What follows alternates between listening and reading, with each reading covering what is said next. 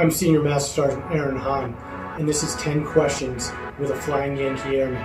And today, we're going to talk to Airman First Class, Aviante Frazier, who has a very interesting Air National Guard story, and he has a special announcement. Stay tuned.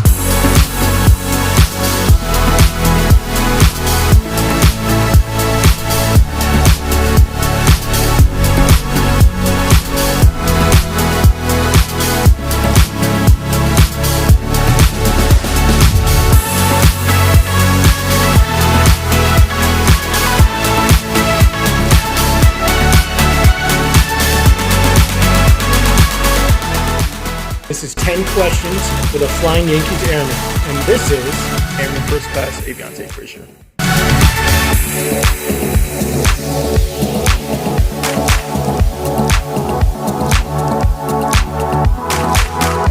So I was born in Kansas City, Missouri, and I still claim that. Obviously, that's one of the first things I always tell people.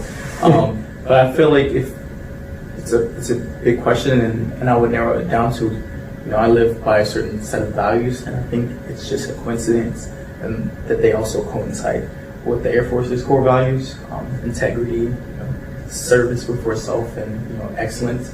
I'm always striving to be the best and desiring to improve.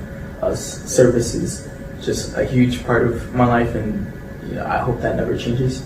My desire to serve and help people however I can. Integrity, obviously, staying truthful to my parents and to myself, most importantly. Right. So, what made you decide to join the Air National Guard in the first place? So I wanted to join the Air National Guard for a couple different reasons. I definitely wanted to serve.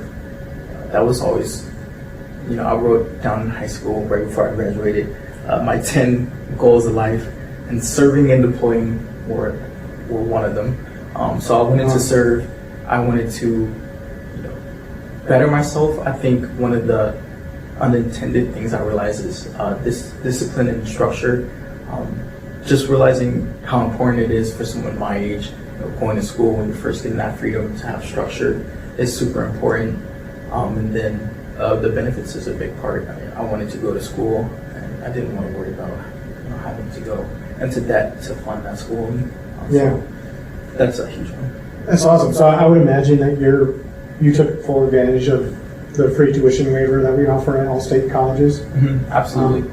Where did you go to school? So I went to UConn because if I'm not mistaken, you get the most money because the tuition is the highest, right? Right. So I happened to get a lot of help from them, so I didn't pay anything my entire time there. So that was a big thing. Just using that tuition waiver, it's huge because a lot of people don't want to go into debt, but they also don't. They think you have to be an athlete, or you have to be super smart and get a scholarship. There's your options for everyone, and this happens to be another one. So that was a huge benefit. Yeah, it's funny you say that because I remember with me, my parents, paid for my sister's 4-year school and for college, and it's funny because they felt bad that they paid for her college and they didn't have to do anything for mine because the Air National Guard really covered my college, and so they're like, "Hey, we'll put a down payment on a condo or something for you." I'm like, "No." So I remember that I was in my mid-20s, and they were dealing with that. It was funny. I'm like, "You don't owe me anything." It's a good problem to have as a parent, I guess. Right, absolutely. Yes, take a trip. You guys raised me. You did enough. But I remember them saying that to me because, and like you said, it's an opportunity to graduate debt-free. A lot of people find, they graduate college and sometimes they decide that the major they went for isn't really what they want to do. But now, hey, by the way, now you have to pay your student loan debt.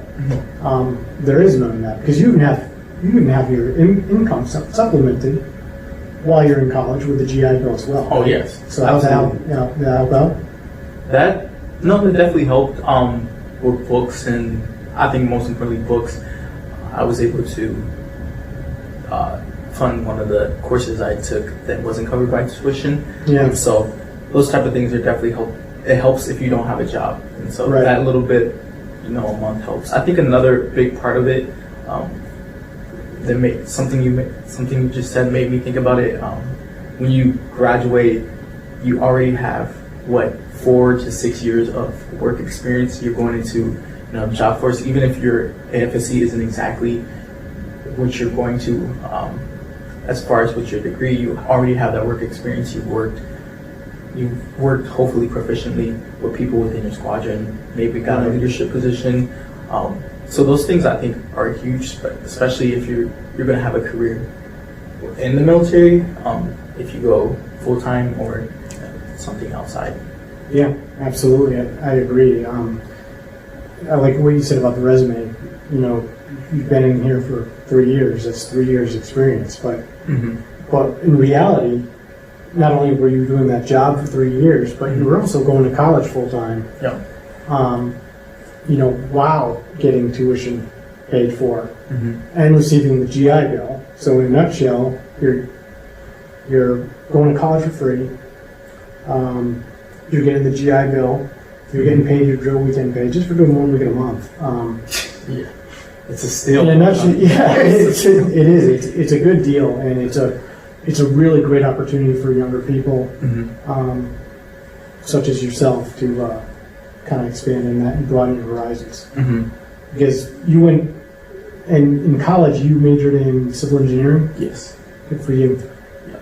So it's definitely big, and along with those you just stated, like I also said earlier, the structure it's huge. It's very, like, talking to people I went to high school with and seeing, I feel like I was already maybe had a little bit more structure just for my own household, but like joining the military and like having to do this by myself. My mom though, she's tremendous, and she's never just left me out in the wind with anything particularly, but just having to do it by yourself, going to basic and tech school and coming back and do your mess days and going on trips with your unit. These are things that a lot of people my age kind of lack. They're only interacting with people our age. They aren't learning like structure, I would say. I think that's it's a big one of the intangibles that you really don't think about when you're joining the military, and it's great for the Air National Guard because not everyone wants to go full active duty, and so you can still get that structure while getting school paid for and going on with your own career. Absolutely. Now you mentioned your mom, and for you, this is kind of like this is a family thing. It's a family tradition, really, to kind of be a Flying Yankee or in the Air National Guard or serving in one way or the other. In fact, just the other day, I attended your little sister's swearing-in ceremony to the Rhode Island Air National Guard, and she's going to Rhode Island because what school is she going to? She's going to be playing basketball at Rhode Island College. So wow, their unit is really flexible, allowing her to wow. So she got a basketball scholarship. I didn't realize that part. Yes, so she's really talented. Yeah, that is very interesting. This is a whole talented family here. I never knew that. I never knew she played basketball at that level. Oh yeah, so wow. Yeah, she just got All-State, and so she made that decision. I think it was between Rhode Island College and Eastern, and she decided she liked Rhode Island, I guess. Man, we got to transfer her to UConn. Hey, we're trying to get her to go to the academy, so. Oh really? That would be good too. She doesn't want to do it right now.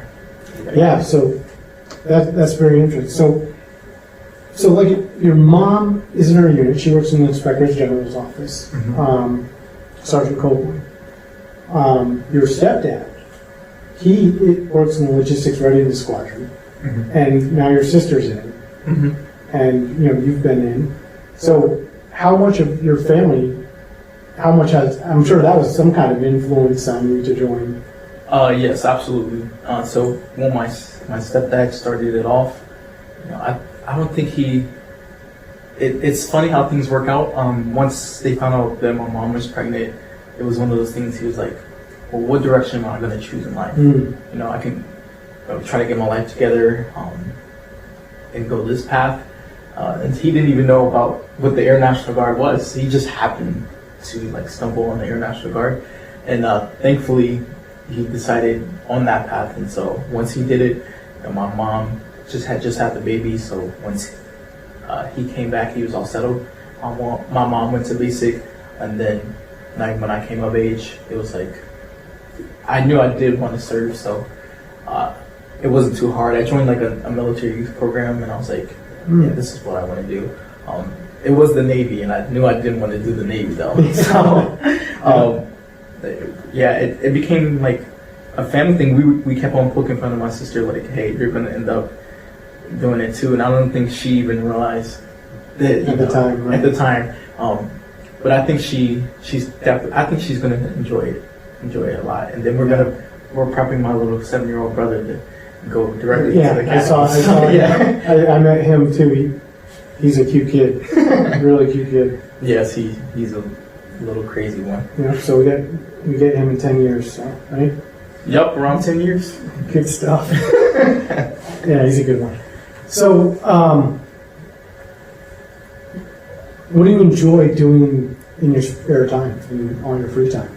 I definitely like hanging out with loved ones and friends when I'm up at school, which is obviously a lot of the time during the school year.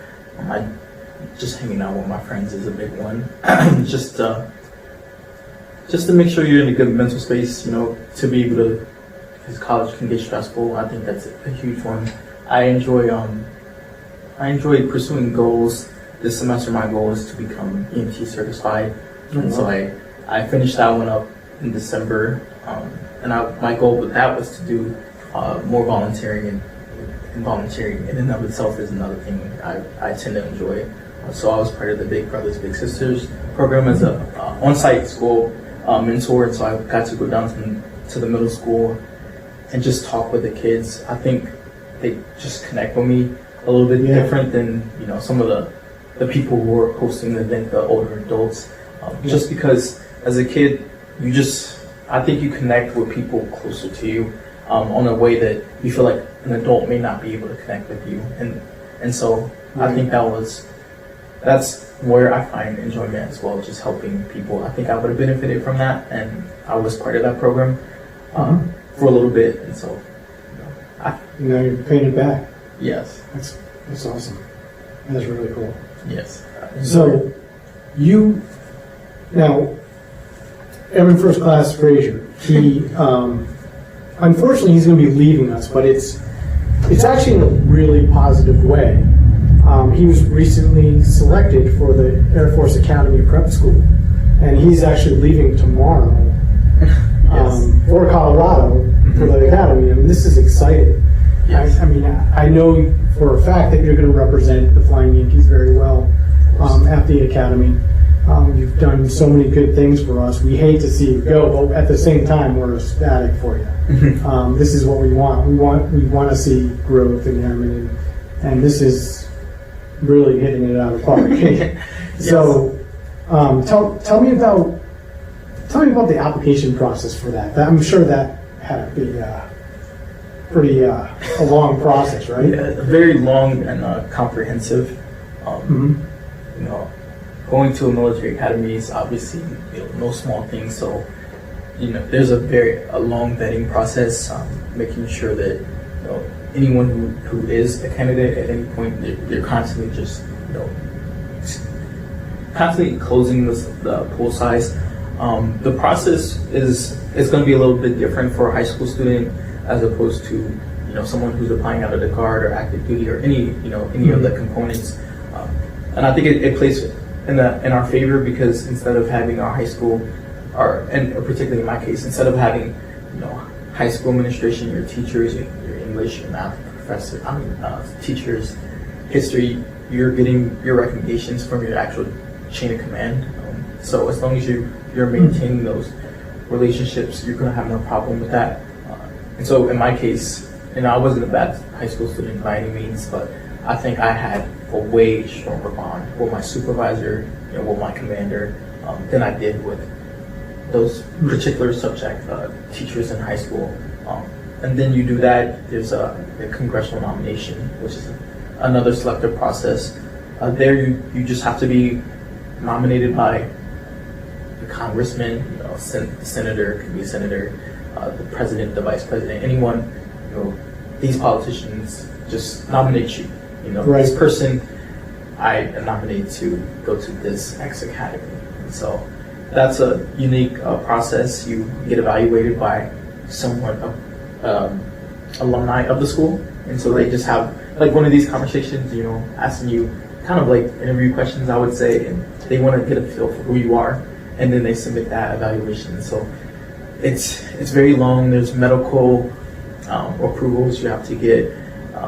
Right. So it's comprehensive, and I started the application. I knew I wanted to apply before this time last year, but I started actually writing down everything and submitting essays and all that around this time. Great. And who was what congressman signed off on you? So Congressman Larson, he's Right. the representative from my area. Okay. Awesome. And where do you plan to go from there? Like, are you just going to go out into the active duty and continue your career with us, or or with them, or are you going to eventually, do your military service obligation and then perhaps come back to Connecticut? Mm-hmm. I don't know if you thought that far ahead or not. I would say I do try to think long term, but I don't want to overwhelm myself. So I take any steps. I think it depends on what career I end up with once I graduate the academy. Right. If it becomes something where you have a longer commitment, like a pilot, it's harder for me to really make that trajectory, especially because you're not really gonna know where you're gonna stay while you're in. But if it's something where I'm like, I can do this career while I'm in and do my 5 years, and then I transition to the civilian world, I think I would definitely consider joining the Guard, because then around that time I'll be close to 20. I'll be like a little bit over halfway, so it would make sense for me to at least serve out those few years. And plus, I definitely enjoy the opportunities and the people within the Guard. So I don't know exactly where I'm going to end up or what job or even what major I'll have yet. But I do try to anticipate those things, and I do think about them. Okay. So you have a YouTube channel, and I was on there, and you had a great video of talking about your experience in the Air National Guard, and you also had another one where you and one of your friends who was in the Army National Guard. His name's Cam? Yes, Cam. Yeah, so you and one of your buddies did this great video, and you were basically comparing the Air National Guard, which is a component of the Air Force, and the Army National Guard, which is a component of the Army, and kind of going over the similarities as well as the differences between those. I thought that was very informative too. And so tell me about that. In fact, hey, can we get a link? Oh, it's right there. Thanks, appreciate it. So yeah, check out the link. It's a great YouTube channel. He has all kinds of different things. Tell me about that a little bit. Yeah. So it started just out of curiosity. It was like spontaneous. I've always wanted to do a podcast, but then I was like, I can talk in front of a camera. I can do this, and so I did a little poll on my Instagram and just thought, well, people, who would be interested in what I had to say. Right. And so it was overwhelmingly positive. So I decided it would be kind of just brainstorming what kind of channel it would be, and I decided that vlogging would be kind of what I would be into. There's no huge commitment to consistently making something and putting it out. And so I think I came to a realization I have a lot to say about the military and stuff. So I would enjoy making just videos on experience, and that was kind of I started off with the Air National Guard, and then I was talking to my friend Cam, and I was like, it would kind of be cool if we just got together and just be a little entertaining video, nothing super serious, and just talk about the similarities and differences. And I think we had a lot of we had a lot of fun doing that video. I'm learning a lot because that was a long video and it took a ton of editing to do and even harder to upload. But I'm going to continue to upload just life updates, and I'm sure I'll make some videos about the Academy. I definitely want to still continue talking about the Air National Guard. I enjoy it. I think it'll always be a part of who I am, and it helped me realize, that even the Academy was a goal.